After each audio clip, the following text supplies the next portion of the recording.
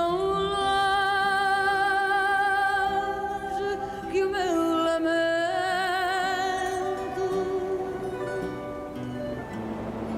não te consegue alcançar.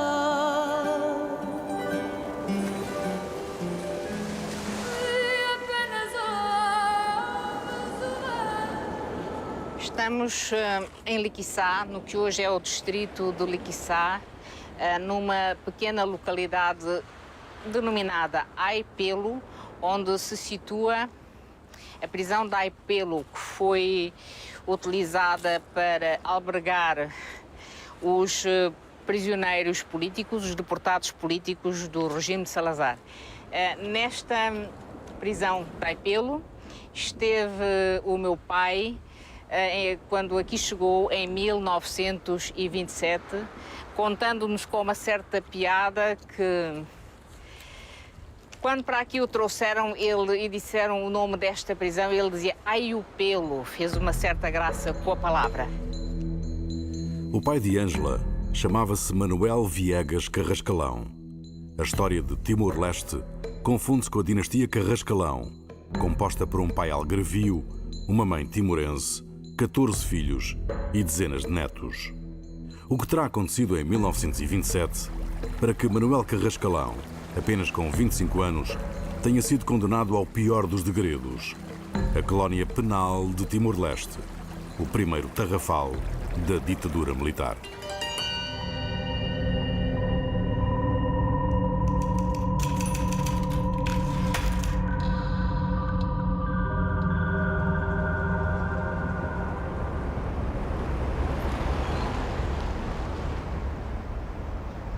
Na primeira metade do século XX, milhares de presos políticos como Carrascalão, João Silva e Edmundo Pedro passaram pelos então chamados calabouços do governo civil. Pois é, isto não é nada já igual ao que era no nosso tempo. Mas nada, Não é? era um pátio largo. Pois. E as celas estavam deste lado. Mas... Eram uns gradões grandes, que davam para o calabouço, para os calabouços, que eram grandes. 4 ou 5 celas. E tinha... Eram 5 celas, parece. Não, desculpa, mas não eram celas, eram calabouços. Sim, calabouços. Que davam para o pátio, que eram grandes. Tinham umas tarimbas de madeira. Exato, uma tarimba ao fundo. Pois, umas tarimbas de madeira, conforme cada calabouço tinha uma. Não é? Havia calabouços grandes e acho que havia uns mais pequenos. Mas eu estive num calabouço que era grande. Eu vou mostrar agora ali, porque eu já cá estive aqui há tempos, pedi ao oficial de serviço e vim aqui. Agora há tarimbas individuais. Naquele tempo, era uma tarimba única. Vê lá se consegues entrar, sim. Era uma tarimba única, assim, encostada ali à parede. Era uma sala de baixo. Não, era que não. O calabouço onde eu estive era grande, era grande. Não deste tamanho. Era grande, tinha a tarimba ali e tinha aqui uma pia, uma coisa onde a gente fazia as necessidades. Exatamente. Mas olha, não havia nenhuma tão grande. Tem lá para mas não. Era mais pequena. Não. E era uma tarimba. Eu vou te dizer porque é que era assim grande. Mais alta. Sim, mais alta. E o gradão era aqui. O gradão era aqui em frente. Sim. Que dava para o pátio. Exato. Mas ele havia vários calabouços agora. Sim, mas eu agora não sou capaz de dizer exatamente qual era aquele onde eu estava. Mas eles no fundo eram todos iguais, faziam este tamanho. Pois. O pátio do Governo Civil de Lisboa foi, durante a primeira metade do século XX, o principal centro da repressão política de Portugal. Foi neste pátio que Agostinho Lourenço, o primeiro diretor da PIDE, foi filmado pela primeira vez pela RTP. Estas imagens foram captadas em março de 1960, quando, já reformado, o capitão Lourenço participou numa homenagem ao homem que mais admirou na vida, o comandante Ferreira do Amaral. Agostinho Lourenço aprendeu o ofício de polícia com o coronel Ferreira do Amaral, que conheceu pouco depois do golpe militar de 28 de maio. Em 1926, o capitão Lourenço era apenas um desconhecido instrutor na carreira de tiro Ducla Soares. Um castigo por ter apoiado Sidónio Pais. Como opositor do Partido Republicano, Lourenço fez parte do grupo conspirador que preparou o golpe de 28 de maio. Integram, aliás, a coluna triunfante muitos jovens tenentes e capitães que mais tarde irão ocupar lugares decisivos da ditadura militar e da PIDE. Os homens que na manhã de 28 de maio de 1926, impulsionados pela alma atormentada da nação, abandonaram momentaneamente as suas normais ocupações à procura de remédio eficaz para os males da pátria doente, não tinham ambições de poder, não agiam guiados pela mira de um prémio vil, nem buscavam a notoriedade obtida à custa de enganadora propaganda. No 28 de maio foi um movimento fundamentalmente de jovens tenentes, na altura. E o meu pai era um jovem tenente, na altura, e estava em Beja. E, com uma força militar que reuniu, juntou-se ao comandante Passos e Sousa, mais tarde coronel Passos e Sousa, de Elvas, e caminharam para Lisboa, tal como a parte principal desse movimento militar, 28 de maio, vinha do Norte. O tenente Neves Graça tornar-se-ia em 1956 o segundo diretor da PIDE, substituindo no cargo Agostinho Lourenço. Na parada do golpe militar está também um jovem aspirante da Escola de Guerra, que haveria de ser diretor da PIDE, Homero de Oliveira Matos. Participam ainda alguns que irão depois ser perseguidos, como Henrique Galvão e Humberto Delgado. Eram os rapazes da ditadura. A invulgar união de forças contra o PRP permite que a revolução dos tenentes se faça sem tiros e sem contestação nas ruas. Nos primeiros dias de junho, as forças vitoriosas de Cabeçadas, Carmona e Gomes da Costa acabam com a Polícia de Segurança do Estado, a Polícia Social do anterior governo republicano.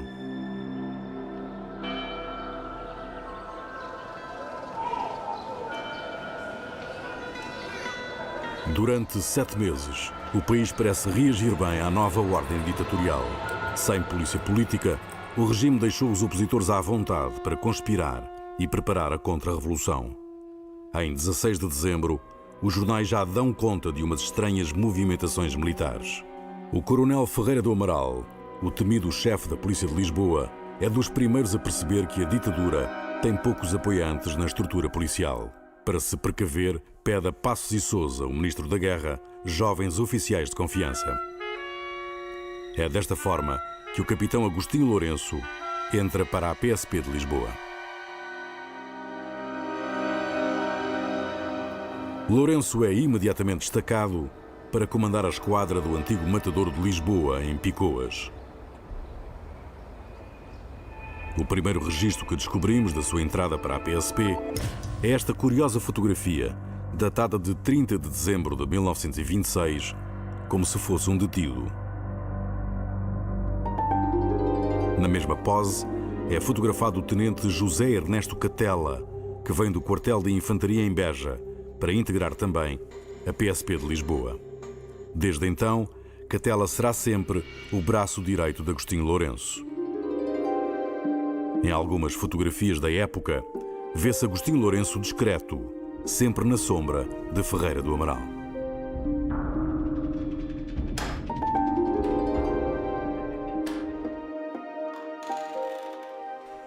O pouco que se conhece das ideias do homem que liderou os serviços secretos portugueses durante um quarto século está neste livro, uma homenagem à memória de Ferreira do Amaral, cujo exemplo diz ter seguido como chefe da PIDE.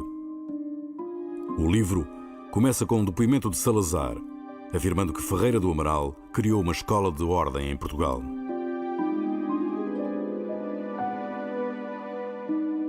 No seu texto, Agostinho Lourenço confirma que foi o ministro Passos e Sousa quem lhe pediu para servir sob o comando de Ferreira do Amaral. Aceitou a tarefa com relutância, mas depois tornou-se fiel discípulo do homem que o ensinou a comandar com mão de ferro uma polícia.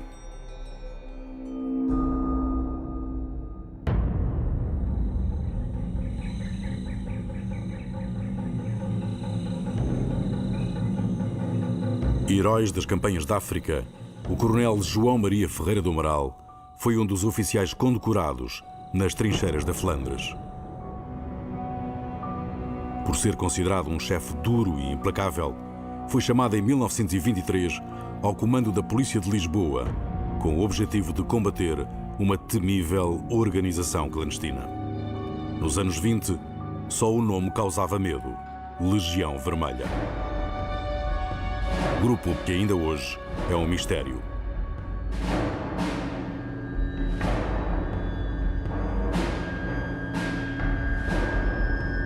Para uns, tratava-se de uma rede bombista formada por jovens pró-comunistas entusiasmados pela Revolução Soviética. Para outros, a Legião era o braço armado dos sindicatos anarquistas. Eu acho que a Legião Vermelha tinha um conteúdo mais anarquista do que comunista. Não conheço bem, não posso pronunciar, nem quero pronunciar sobre uma matéria que não conheço, nunca estava. Mas eu acho que a influência essencial era anarcossindicalista. O meu pai foi anarcossindicalista. A Legião Vermelha apareceu em 1920, no período das greves violentas do pós-guerra. Os legionários deram-se a conhecer assassinando de forma brutal o juiz Pedro Matos, do recém-criado Tribunal de Defesa Social. A Legião ficou logo com fama de ser uma organização terrorista e sanguinária. Vários ministros do interior, como o coronel Vitorino Henriques Godinho, tentaram resolver o problema chamado Legião Vermelha. O meu pai era ministro do interior e, portanto, tinha a seu cargo os problemas de ordem pública. Não percebia porque é que haviam a mudar os bombistas, como se dizia na altura da Legião Vermelha, a pôr bombas aqui e ali e a fazer atentados pessoais. Eu não compreendia. E como não compreendia, realmente nunca considerei isso como realmente outra coisa que não fossem atos de terrorismo sem justificação. Ferreira do Amaral constitui uma brigada especial com o objetivo de dar caça à Legião Vermelha. Os agentes desta brigada conseguem infiltrar-se dentro da organização e prendem o seu misterioso chefe, José Melo Aguiar. A chefia da Legião passa para Joaquim Pereira, um jovem de 20 anos que, como retaliação, prepara uma emboscada à Ferreira do Amaral. Apesar de bastante ferido, Ferreira do Amaral terá conseguido afugentar os legionários, empunhando apenas a bengala, que nunca mais deixou de usar. Começa então o mito de Ferreira do Amaral como comandante implacável. Na sequência do atentado, a Brigada Especial da Polícia consegue prender Joaquim Pereira, que tinha a alcunha de Bela Kun, na altura um bolchevique húngaro famoso em toda a Europa. A foto de cadastro de Bela Kun mostra as violentas agressões que sofre na prisão. Para além dos operacionais, a polícia prende também centenas de pessoas que nada têm a ver com a Legião Vermelha, como o jovem tipógrafo Manuel Viegas Carrascalão.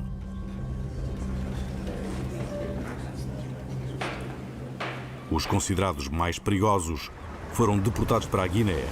No barco encontrava-se Gabriel Pedro, o pai de Edmundo. Ele confessou que tinha estado, que tinha feito várias ações no âmbito da Legião Vermelha, que estava arrependido, porque ele não levava a nada. A sua nova formação de comunista, portanto, implicava o combate ao terrorismo desse tipo, não é? Mas ele tinha sido uma das fases da sua juventude e o Ferreira Amaral até o sossegou, não, pois. Basta ter esse complexo de culpa que você tem, esse sentido de culpabilidade para estar mais do que desculpado, para não estar agora estar preocupado. Mas eu acho que ele teve sempre preocupado com isso durante muito tempo, não é? Gabriel Pedro, na foto com outros legionários exilados na Guiné, pediu desculpas ao filho por ter sido membro da Legião Vermelha. Mas não esqueceu a luta armada. Em 1970, já com 72 anos, participa no atentado ao navio Cunene, realizado pela ARA, a Organização Comunista Revolucionária. Em janeiro de 1927, os jornais noticiam que Manuel Francisco Gavroche apareceu assassinado num descampado em Campo de Ourique. Terá sido o fim da Legião Vermelha.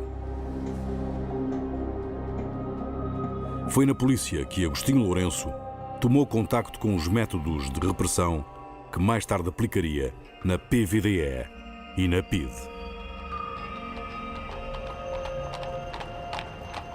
Em janeiro de 1927, os jornais relatam que o capitão Lourenço liderou a escolta de um importante prisioneiro capturado no Porto. Trata-se de José Júlio Costa, o célebre assassino de Sidónio Pais, que andava em fuga desde 1921. Lourenço, antigo cadete sidonista, tem o seu momento de vingança. A prisão de José Júlio Costa representa uma vitória simbólica da ditadura contra o regime republicano acabado de derrubar.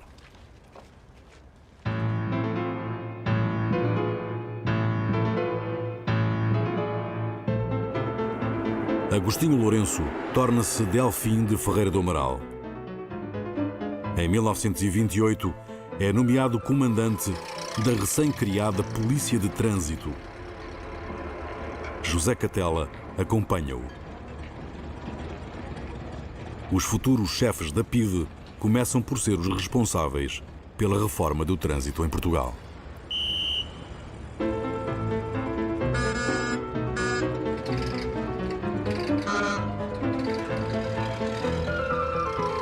Em Lisboa, conduzia-se de forma caótica. Numa só noite, a 1 de junho de 1928, Lourenço e Catela organizam uma grande operação de mudança de sinais. Os portugueses passam então a conduzir à direita.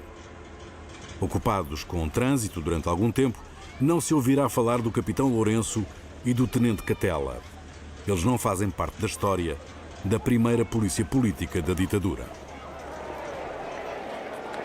Regressemos então a maio de 1926 e aos dias que se seguem à Revolução. Portugal fica uns tempos sem serviços secretos, o que não impede que o próprio Gomes da Costa tenha sido um dos primeiros exilados políticos do novo regime. Cabeçadas foi corrido por uma manobra do Carmona. Esse Carmona que tinha a inteligência elegante e qualidades que pertenceu a uma geração que todos foram à guerra e ele não foi. É claro, não foi porque tinha a arte da manhosice. Era um manhoso autêntico. O Gomes da Costa, que tinha medalhas até aos joelhos, não é? Mas de política pouco sabia. De facto, foi traído também. Foi deportado. É claro, isto criou um ambiente de tal ordem. Os reacionários tomaram conta do poder. Carlos Vilhena, que foram um dos tenentes do 28 de maio, inicia então um longo combate de 48 anos contra a ditadura militar de direita. Depois da ditadura, comecei na Revolução, como era lógico, para garantir o meu juramento que o 28 de maio era para dignificar a República. Meti-me em todas as revoltas e nunca mais descansei. 6 meses depois do 28 de maio, começam então a manifestar-se os primeiros sinais das conspirações reviralhistas. Para as enfrentar, o governo provisório de Óscar Carmona cria em 16 de dezembro a primeira polícia política da ditadura, a Polícia de Informações. Os jornais só dão a notícia a 7 de janeiro de 1927 e de forma muito discreta. Não se noticia sequer o nome do diretor nomeado. Os homens fortes da ditadura, o presidente Carmona e o ministro da Guerra, Passos e Sousa, escolheram um homem da sua confiança para o cargo.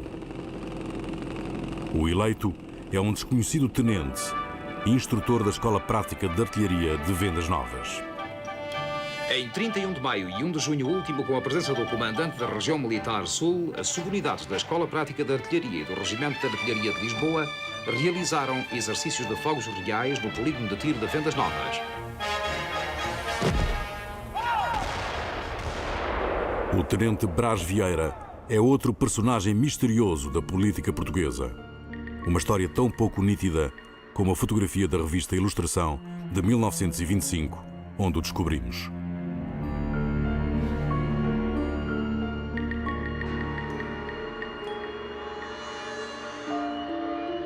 Para saber detalhes do seu passado, recorremos ao processo militar. Brás Vieira nasceu em Casalinho, pequena aldeia do distrito de Santarém. Mas na localidade, ninguém se lembra dele, nem da família.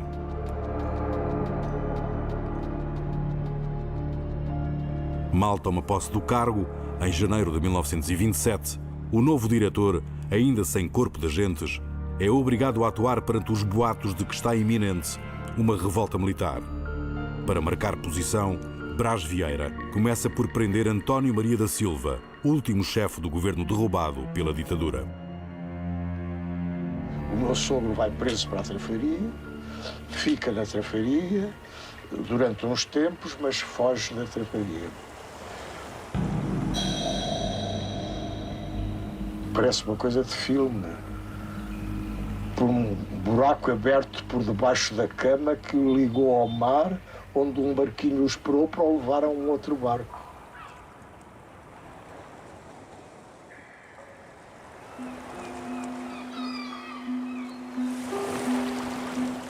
A fuga de António Maria da Silva, do Forte da Trafaria, foi a primeira derrota de uma polícia de informações novata e ingênua.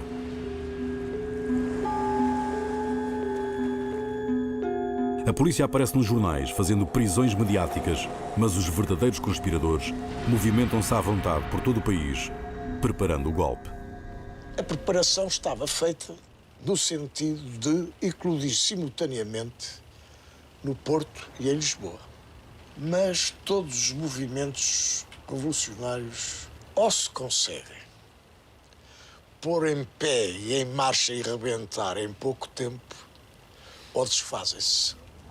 Porque quanto menos se espera, transfere-se A do sítio tal para o sítio tal, B do sítio tal para o sítio tal e assim sucessivamente, e está tudo perdido. O Porto, capacitando-se, que era irreversível já o ódio contra a ditadura, que aquilo vinha, era uma avalanche que depois vinha por aí abaixo e acabava-se. Coisa mesmo. E sai sem que Lisboa pudesse secundar. E, portanto, no Porto, a 3 de fevereiro, acontece a primeira revolta planeada contra a ditadura militar. Coronel Manuel António Correia, o senhor, atualmente com 87 anos, é um dos sobreviventes da Revolução de 3 de fevereiro de 1927. Era nessa altura tenente da Guarda Nacional Republicana de Viana do Castelo. Pode-nos contar quais as razões que levaram as unidades do Norte a revoltarem-se contra a ditadura militar? A primeira razão foi evitar a proclamação da monarquia no Norte, pelo menos no Norte. Era fatal a sua implantação lá, dado o conhecimento que nós tínhamos das relações que havia entre oficiais do Ministério do Exército com oficiais monárquicos e reacionários integralistas que faziam parte das guarnições do Norte. A Revolução foi comandada pelo general Sousa Dias, uma figura militar que era conhecida nessa altura pelo seu respeito pela Constituição da República. Por assim dizer, no Norte não havia ninguém que não tivesse a maior das considerações pelo nosso general. E de maneira que ele realmente levava toda a gente para onde ele fosse. Esta é que é a verdade. Ele foi para a Revolução, não é verdade? E a mocidade republicana e liberal das unidades foi toda para o 3 de fevereiro. Na véspera do golpe, ele estava preso no Hospital Militar. Ele estava preso no Hospital Militar. E nós fomos lá buscá-lo e ele veio com prejuízo da sua saúde, que era precaríssimo, e ele veio para nos dirigir. A minha primeira incumbência dada pelo chefe do Estado-Maior foi a de me opor às tropas que estavam na Serra do Pilar e preparadas para avançarem sobre o Porto, desde que nós conseguimos, com a nossa ação, com a peça de artilharia de que eu dispunha, com as 4 metralhadoras que dispunha e com as espingardas dos meus soldados, evitar que essa tropa avançasse sobre a batalha. Entre as fotos dos combates na Baixa do Porto, fica célebre a do jovem tenente Emílio Guerreiro, numa das barricadas. Eu saí como caçador nobre, em 1900 e 27, a primeira tentativa que houve para derrubar o regime ditatorial. Ainda não era salazarismo. Ainda não havia frustrada. Frustrado. E o que lhe aconteceu assim, pessoalmente? A mim aconteceu-me que depois fui com residência fixa para Sernacho de Bom Jardim. Emídio Guerreiro inicia então um longo percurso de oposição ao regime, acabando por se tornar num dos mais conhecidos opositores a Salazar. Após sangrentos combates, os revoltosos ainda resistem 4 dias. São derrotados pelos tiros de canhão das tropas do governo, comandadas pelo Ministro da Guerra, Passos e Sousa. Estávamos completamente cercados. Cercados por tropas 3, 10, 20 vezes mais do que nós. Mas é que nós não tínhamos possibilidades nenhumas de continuar a luta. Em todo caso, fomos até ao fim, quer dizer, rendemos quando já não tínhamos munições.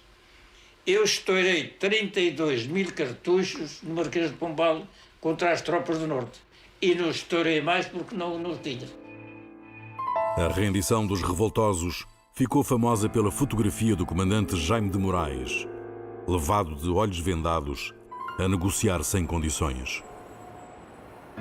Jaime de Moraes consegue depois fugir do país e torna-se na clandestinidade o chefe militar das futuras conspirações do Reviralho. Será o primeiro inimigo público da Polícia de Informações. A revolta termina no Porto a 7 de fevereiro e nesse dia começa o conflito em Lisboa, liderado pelos marinheiros de Agatão Lança. Lisboa, por seu turno, com esta coisa, não, nós estávamos comprometidos, agora temos que ir. E foi-se como fosse, foram a 7. Só que a 7 já não era simultâneo, já tinha dado tempo para que pudessem ir organizar-se as forças da situação e pudessem combater o Porto, e que em Lisboa as coisas também se pudessem ainda complicar mais. E complicaram-se. A revolta em Lisboa é derrotada especialmente pelas forças de Caçadores 5, que se tornam então o principal bastião de ditadura militar.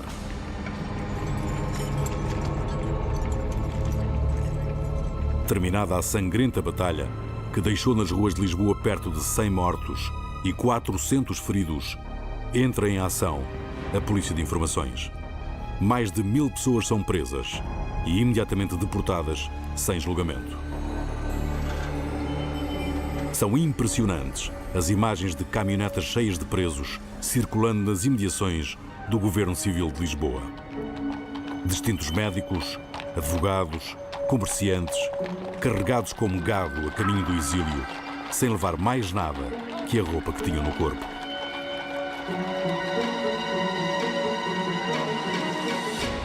A seguir ao 7 de fevereiro, o governo militar suprime a CGT, torna ilegal, ela passa à clandestinidade com os organismos federativos de caráter sindical, ficando só tolerados pela lei, a lei de 1891, apenas os sindicatos continuaram a funcionar.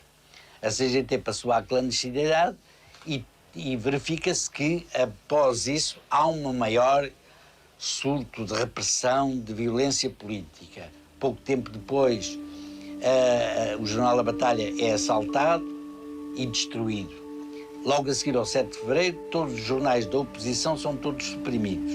E a ação torna-se muito mais intensa. Há militantes deportados logo a seguir. Entre os deportados está o jovem tipógrafo Manuel Viegas Carrascalão, antecessor de Emídio Santana nas Juventudes Sindicalistas. Estava preso desde 1925, acusado de pertencer à Legião Vermelha. Foi condenado a 6 anos de prisão. Esteve no Limoeiro, uma prisão de presos de delito comum, e depois dali foi para Monsanto. Logo a seguir ao golpe reviralhista de fevereiro de 27, os presos políticos considerados mais perigosos são enviados para o degredo em Timor, no outro lado do mundo. Fez uma viagem de quase 4 meses num porão, onde se comia à mão, não usavam facas, onde não havia casas de banho. Imagine-se as más condições daquela gente. Ele sabia que Timor era considerada a antecâmara do inferno, porque é uma cidade muito quente, na altura havia muitos mosquitos, portanto não era uma cidade aprazível. Se ele era considerado em Portugal um jovem perigoso porque ele tinha pouco mais de 20 anos. Evidentemente que ele sentiu que a sua vida tinha acabado quando veio para Timor. A ele e aos outros chamados perigosos deportados não faziam mal a uma mosca. Eu conheci-os todos. Eram todos excelentes pessoas. E foi logo metido num carro e foi para a prisão de Aipelo, que fica mesmo no distrito de Liquiçá.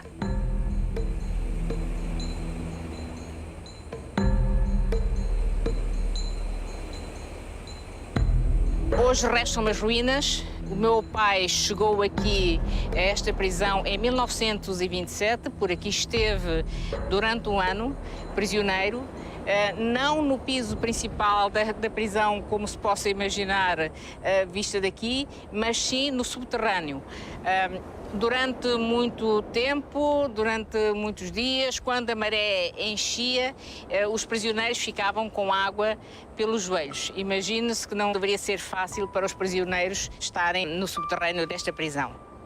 Desterrado em Timor, Manuel Carrascalão, condenado a 6 anos de prisão, corre o risco de ali ficar a vida inteira.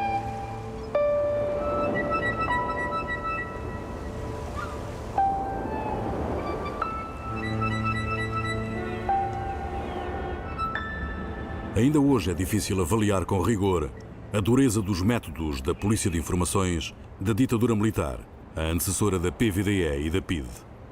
A sede funcionava na Rua da Leva da Morte, atual Rua Serpa Pinto, em Lisboa.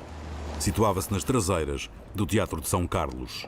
Mesmo em frente, ficavam os calabouços do Governo Civil. Os agentes da Polícia de Informações só tinham de abrir o portão e atravessar a rua para levar os presos aos interrogatórios. Edmundo Pedro tinha apenas 15 anos quando foi interrogado pela primeira vez neste edifício. Boa tarde. Eu venho à procura da doutora Paula, que é conservadora aqui. Boa tarde. Boa tarde. Como está? Obrigado.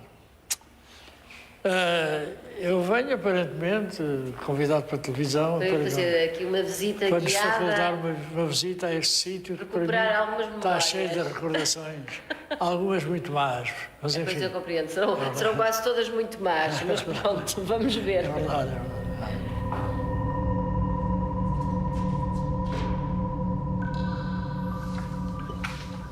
Aqui estamos, este é um camarim. Agora, não sei se vai reconhecer o espaço.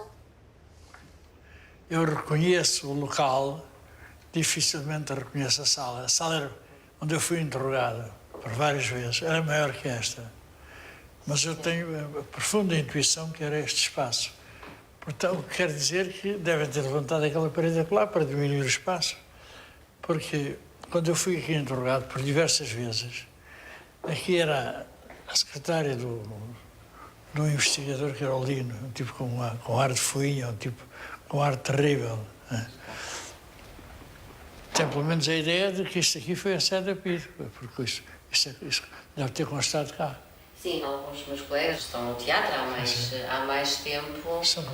Deixavam-me cair com um comentário, sim. E como eu estaria justamente a trabalhar num dos antigos gabinetes da Polícia de Informações. Que não era a PIDE, era a Polícia de Informações. Exatamente. Mas é verdade que na memória o que fica de ninguém. Quando me fizeram esse comentário, não me fizeram um comentário dessa maneira já tão informada. Sim, não me falaram da Polícia de Informações. Disseram-me nitidamente, tu estás num dos gabinetes que serviu para os interrogatórios da PIDE. E que era justamente deste lado, mas no terceiro andar. Só que esse gabinete já está muito transformado, porque atualmente já são casas de banho e o Edmundo não ia reconhecer. Ainda hoje pouco se conhece da primeira polícia política da ditadura. Os arquivos não foram localizados por esta investigação. Só existem alguns documentos dispersos na Torre do Tombo. Os cadastros e os processos das vítimas foram absorvidos pelas polícias seguintes. Pela lei, sabe-se que no início a polícia teria apenas 7 funcionários e os agentes que necessitasse. A preferência era dada a tipos de grande envergadura, preparados para o confronto físico e capazes de arrancar confissões à força. A pancada era o método preferido da polícia, que o povo conhecia por informa. Muitas destas fotografias nunca foram publicadas porque a censura não permitiu. É o caso do interrogatório ao assassino do embaixador alemão em Lisboa. À esquerda, junto ao preso, em pé, está o agente Samuel Oliveira. O diretor Brás Vieira, sentado ao centro, interroga o detido. À direita está Antero Marques, uma das raras fotografias da ditadura em que se vê um interrogatório político. Alguns destes agentes entraram para a Polícia de Informações nos anos 20. Serviram depois a PVDE e a PIDE. É o caso de Joaquim Monteiro, que entrou em 1927 e manteve-se na Polícia Política até ao 25 de Abril. Numa outra série de fotografias não publicadas, mostra-se uma operação no Palácio do Marquês de Fronteira. Brás Vieira comanda forças da PSP e da GNR na perseguição a um suspeito muito importante. O diretor da Secreta de Lisboa dá caça ao próprio colega, diretor da Polícia de Informações do Porto. Para desvendar esta história caricata, é preciso conhecer melhor a extrema-direita fascista em Portugal. Os loucos anos 20 tornaram Lisboa uma cidade mundana. A noite lisboeta tinha a fama de ser um antro de vícios, com prostituição, assaltos, jogo clandestino e drogas. Um clima retratado num dos mais famosos filmes da época.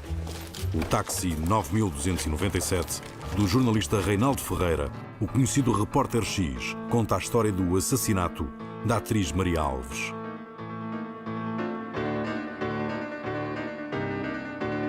A ideologia fascista foi crescendo entre os conservadores contra a alegada decadência dos costumes.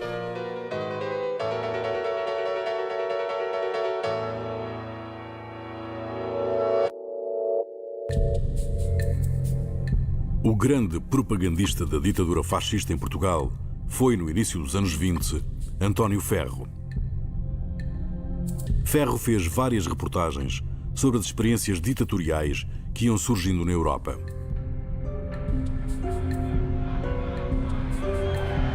Foi o primeiro jornalista português a entrevistar Mussolini. O ditador italiano conquista o poder depois da vitoriosa marcha dos camisas negras sobre Roma.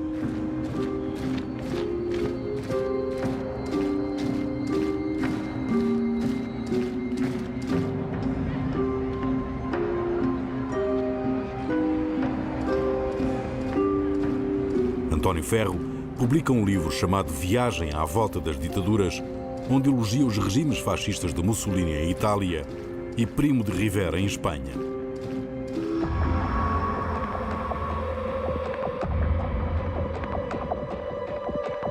Em Portugal, surge um jornal chamado A Ditadura, onde começa a escrever o jovem estudante de Direito, Marcelo Caetano.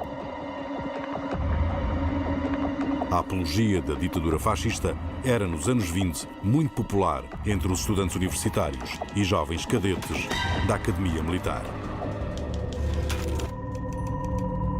Um desses cadetes de direita, dos mais radicais, é o tenente de cavalaria Alfredo Moraes Sarmento, que dirige a Polícia de Informações do Porto.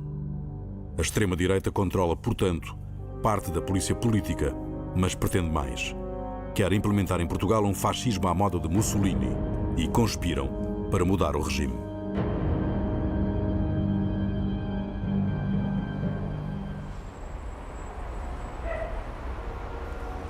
Os acontecimentos vão desenrolar-se no Palácio das Necessidades. O presidente Óscar Carmona pedir ao tenente-coronel Passos e Sousa, um monárquico, para encabeçar o novo governo militar. A extrema-direita não concorda com a decisão de Carmona. Exaltados, dois tenentes, Moraes Sarmento e David Neto, deslocam-se ao palácio para pedir explicações ao presidente. No meio da discussão que se gerou, o presidente dá ordem de prisão a Moraes Sarmento. Este saca da pistola e desfere um tiro na perna do capitão Jesuíno da Costa, secretário do Ministro das Finanças. Na trajetória, a bala fura as calças do Ministro da Justiça, Manuel Rodrigues. Aproveitando a confusão, o tenente Moraes Sarmento consegue pôr-se em fuga. Enquanto no Palácio das Necessidades decorre esta confusão, noutro local de Lisboa desenrola-se o resto do plano. Um outro tenente do 28 de Maio decide imitar o famoso Alves dos Reis e consegue produzir uma versão truncada do Diário do Governo, falsificando a assinatura de Carmona. Na versão falsa, o presidente Carmona nomeia Filomeno da Câmara presidente ditador e ministro de todas as pastas. Um documento que o diretor da Biblioteca Nacional, Fidelino Figueiredo, leva depois à imprensa nacional para imprimir e tentar tornar oficial. Foi o chamado golpe dos fifis. O misterioso tenente, inventor do plano, chama-se Henrique Galvão. O plano abortou. Filomeno da Câmara, o ditador desejado pelos fascistas, é deportado para São Tomé.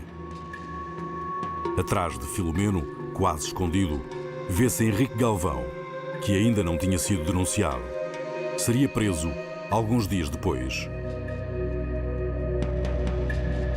Discreto, atrás da porta do convés, o tenente Henrique Galvão inicia nesta altura a sua aventura política, alternando fases de apoio da ditadura com outras de conspirador e preso político.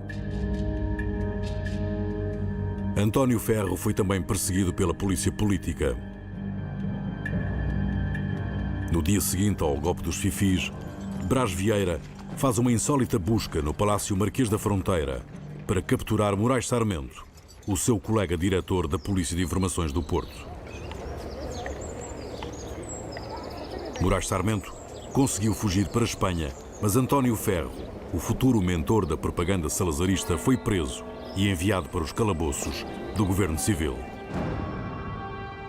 Quis o destino que Ferro, Moraes Sarmento, Filomeno da Câmara, Henrique Galvão, apoiantes do fascismo em Portugal, fossem dos primeiros presos políticos da nova Polícia de Informações da ditadura. Mas foram reabilitados poucos meses depois e teriam mesmo grande protagonismo durante o Estado Novo.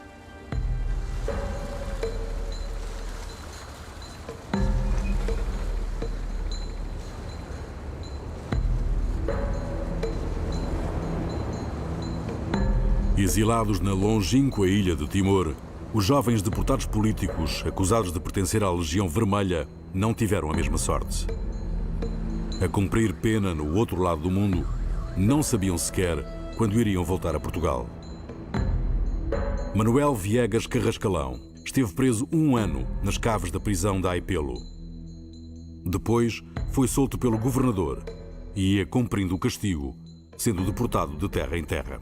Era um bocado irreverente, não tinha medo nenhum, sabia que não deveria fazê-lo e isso custou ser deportado de terra para terra.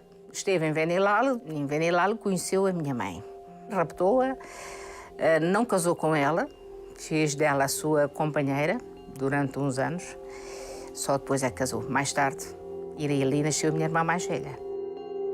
Ele tem uma fotografia em que ele tem um capacete no joelho e a mão noutra era para tapar os buracos das calças, não tinha outras calças.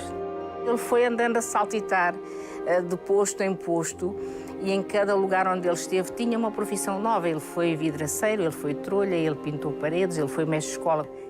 Fez tudo um bocadinho para poder sobreviver e era aquilo que o governo de então lhe permitia. Manuel Carrascalão cria 15 filhos, que se tornam numa das famílias mais conhecidas de Timor-Leste.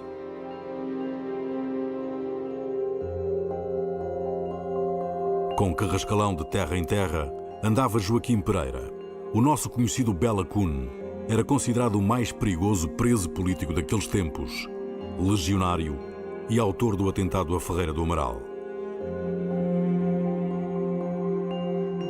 O governador de Timor decide dar trabalho aos 85 presos da Legião Vermelha para não ter despesas com a manutenção das prisões. Bela Kun conduzia uma caminhoneta fazendo biscates. Vemo-lo nesta foto transportando tropas. Morre em 1932 em circunstâncias até hoje desconhecidas. Durante a Segunda Guerra Mundial, são estes exilados que combatem para proteger a ilha de Timor. Passam de proscritos a heróis do salazarismo.